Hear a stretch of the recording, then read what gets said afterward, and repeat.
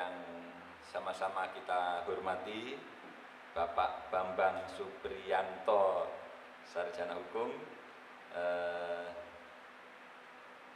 Beliau adalah Kepala Seksi Perdata dan Tata Usaha Negara ya, dari Kejaksaan Negeri Kota Blitar. Terima kasih kehadirannya. Kemudian Bapak Suyoto, beliau sebagai Inspektur Daerah Kota Blitar ya, bisa hadir di tengah-tengah kita. Kita juga sedang menunggu dari Polresta Kota Blitar ya, yang informasi Pak Tatang sekitar jam 10 bisa hadir ya. Oke, terima kasih. Pada pagi hari ini kami sampaikan kepada Bapak bahwa ATR BPN Kota Blitar ada kegiatan di tahun 2020 ini adalah pembangunan zona integritas.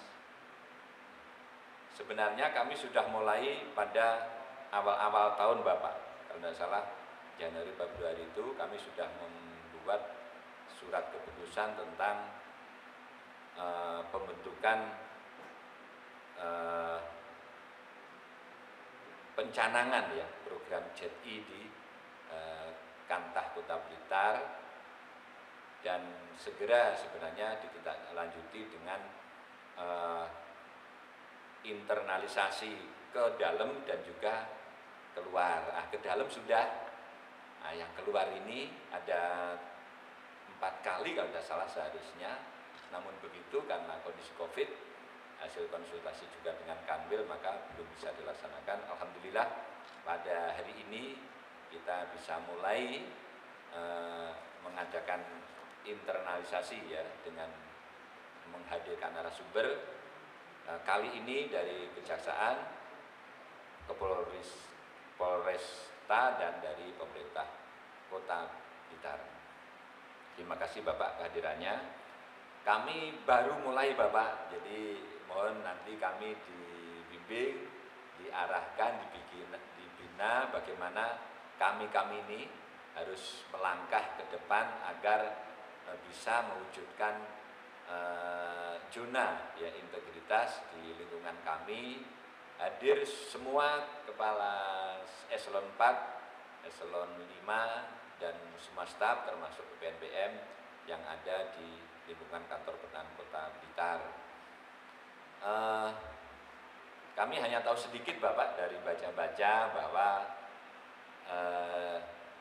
kewajiban semua kementerian dan lembaga sesuai peraturan Menpan RB kalau tidak salah. Bapak Ibu yang kami hormati, untuk zona integritas ini sebenarnya sudah lama, tapi kita sama-sama belajar, karena kami pun terus terang Pak Budi, kami itu, saya kenalkan dulu, nama saya Suyoto.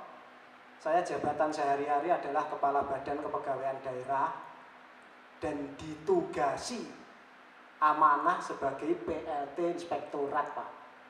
Jadi kondisi pilkada kalau di daerah itu berdasarkan Undang-Undang Nomor 10 itu tidak boleh memutasi 6 bulan sebelum penetapan calon dan 6 bulan sesudah. Akhirnya itu ya kosong, ini sudah 08 eselon 2. Belum 1 Januari nanti Pak Sekda Pak, itu juga pensiun. Nah, terkait dengan itu kami mohon maaf, memang kami secara teknis Bapak Ibu, nanti kalau ditanya secara teknis mungkin Bapak Ibu tanya teknis Pak Budi, ya nanti mungkin saya catat, nanti akan kami sampaikan kepada tim, sehingga harapan kami memang ini kalau memang kerjasama kita bangun Pak, ini bisa sharing dengan Inspektorat Daerah, sehingga nanti apa yang kita bangun ke depan ini sama-sama bisa maksimal, mungkin seperti itu. Bapak Ibu yang kami hormati, untuk materi kami, net aja Pak, net ya. Ya. Jadi untuk dasar hukum, ini sudah banyak perubahan-perubahan Yang terakhir adalah Permenpan 52 2014 tentang pedoman pembangunan ZI menuju WBK dan WBBM. Terus muncul lagi Permenpan nomor 10 tahun 2019, ini tentang perubahan atas Permenpan 52 2014. Jadi dasar hukum kita adalah itu Pak, ini sama di semua kementerian dan pemerintah daerah. Sasarannya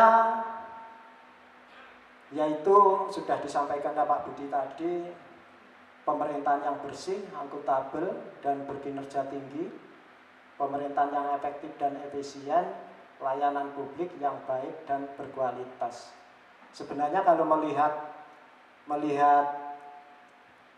sasaran ini sudah dilaksanakan kita semua Pak Budi, tapi ya kami terus terang di pemerintah daerah itu ada 29 UPD, itu yang di dinas badan itu, plus kecamatan, kelurahan, plus kepala bagian. Jadi saran kemarin Pak Bud, memang kalau bisa daerah itu semuanya itu ikut zona integritas. Ini kami terus terang saya sampaikan kepada Bapak-Bapak, kami belum bisa untuk memfasilitasi semua OPD karena jumlahnya besar dan kami prioritaskan Pak ini yang terkait dengan pelayanan.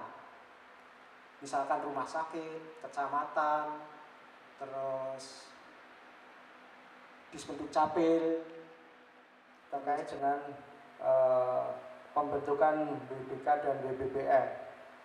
Padahal saat itu terus terang kami juga belum begitu paham mekanismenya seperti apa yang kami lakukan. Makanya dengan ini mungkin nanti kita bisa sama-sama belajar memahami terkait dengan pembangunan zona integritas.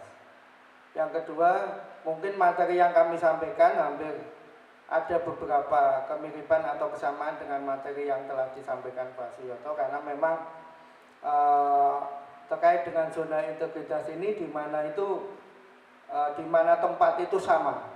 Mungkin penekanannya terkait dengan tupoksi dari masing-masing instansi. Jadi titik beratnya berbeda antara di kejaksaan dengan di kantor pertanahan dengan di pemerintah daerah.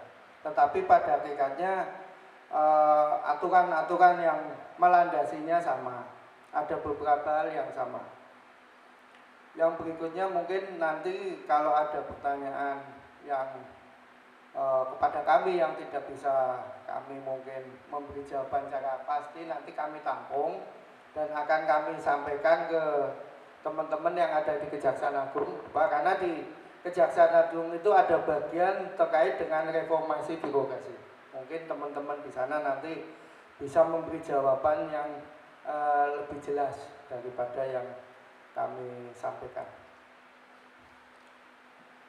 Sebagaimana tadi yang disampaikan oleh Pak Budi bahwa perkenalkan sebelumnya saya Bambang Suparyanto, Kasih Datun Kejari Blitar. Materi ini kami ambil dari beberapa pedoman yang diberikan oleh Kejaksaan Agung terkait dengan pembangunan zona integritas. Oleh karena itu nanti mungkin kami akan lebih banyak menyampaikan hal-hal apa yang telah dilakukan Kejaksaan terkait dengan pembangunan zona integritas tersebut. Dasar pembangunan zona integritas, dasar hukumnya ini ada dua, kami sebutkan sebagai dasar hukum umum dan dasar hukum khusus. Dasar hukum umum ini dasar hukum yang tidak hanya dipergunakan oleh Kejaksaan, tapi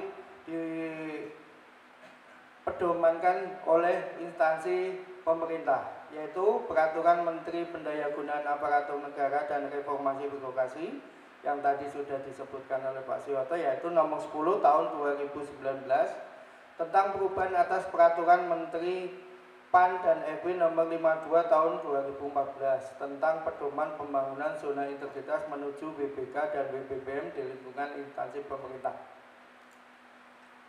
Sedangkan dasar hukum khusus, yaitu aturan intern Kejaksaan, yang dikeluarkan sebagai landasan pembentukan zona integritas di Kejaksaan, yaitu Peraturan Jaksa Agung nomor P004 tahun 2016 tentang Roadmap Reformasi Birokrasi Kejaksaan Republik Indonesia tahun 2015 sampai 2019.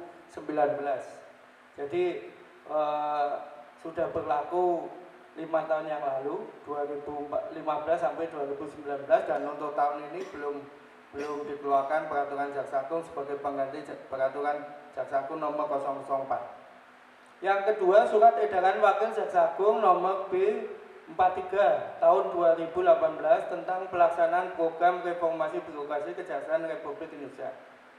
Kenapa yang mengeluarkan Surat Edaran Wakil Jaksa Agung? Karena pembangunan zona integritas menuju wilayah bebas korupsi dan birokrasi bersih melayani ini dilaksanakan atau diketuai oleh Wakil Jaksa Agung. Oleh karena itu, yang mengeluarkan surat edaran yaitu Wakil Jaksa Agung.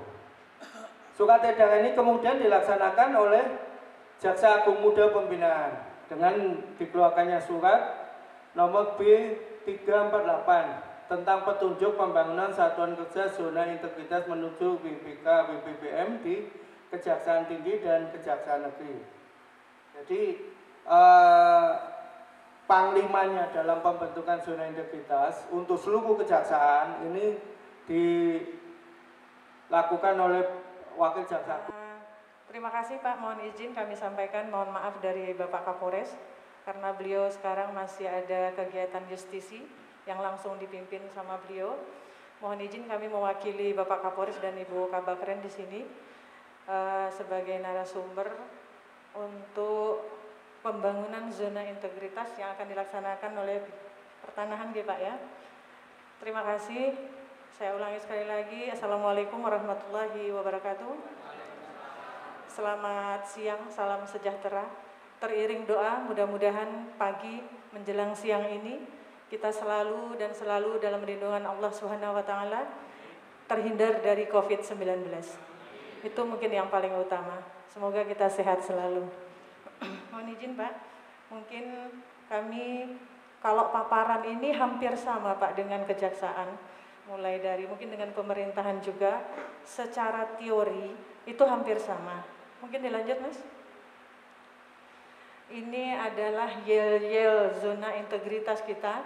Kebetulan kami di Polres Blitar Kota itu sudah mendapatkan WBK tahun 2019 dan insya Allah mungkin minggu depan tunkin kami sudah naik, tetapi bukan tunkin yang dinaikkan, tetapi insentif yang dikasih oleh Polri. Jadi kita predikat WBK yang sudah kami terima itu ternyata sudah menghasilkan untuk penambahan insentif tunkin di Rapel selama 1 tahun.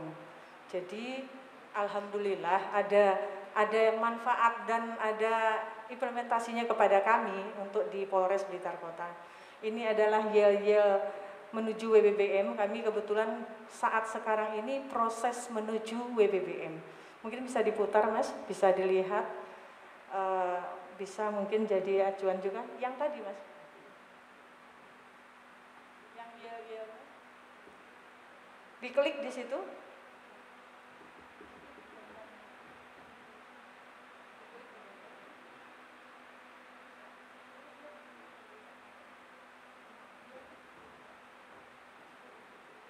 Maaf Mas, itu berbentuk PDF masalahnya. Kita lanjut aja. Jadi mungkin ini sebagai dasar kita untuk membuat pembangunan zona integritas. Mungkin mohon izin Bapak Kepala Dinas, apa kita langsung teknis saja ya Pak ya? Karena ini adalah teori seperti yang disampaikan sama Bapak Kejaksaan tadi itu hampir sama. Jadi lanjut aja Mas. Lanjut. Jadi hakikat kita untuk membangun zona integritas itu sebenarnya intinya hanya satu, yaitu merubah mindset kita dari yang baik dari yang tidak baik menjadi baik. Intinya hanya seperti itu sebenarnya. Jadi merubah mindset kita bekerja. Kalau di Polres itu mindset yang dirubah itu melalui yel-yel itu.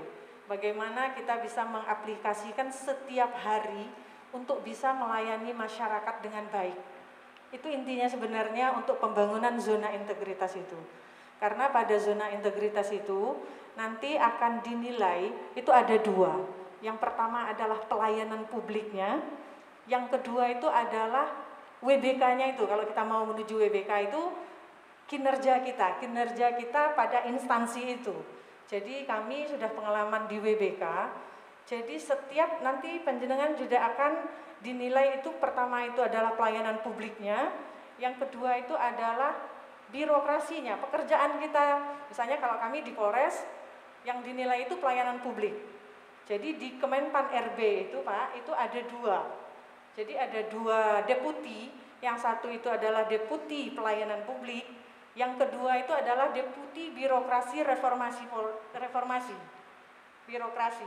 Jadi nanti ada dua, dan itu dua-duanya pasti akan datang. Yang pertama itu adalah deputi bidang Yanlik. Untuk saat sekarang kami perpanjangan tangannya adalah Biro Organisasi Pemprov Jatim. Jadi yang menilai ke kami itu adalah Biro Organisasi Pemprov Jatim.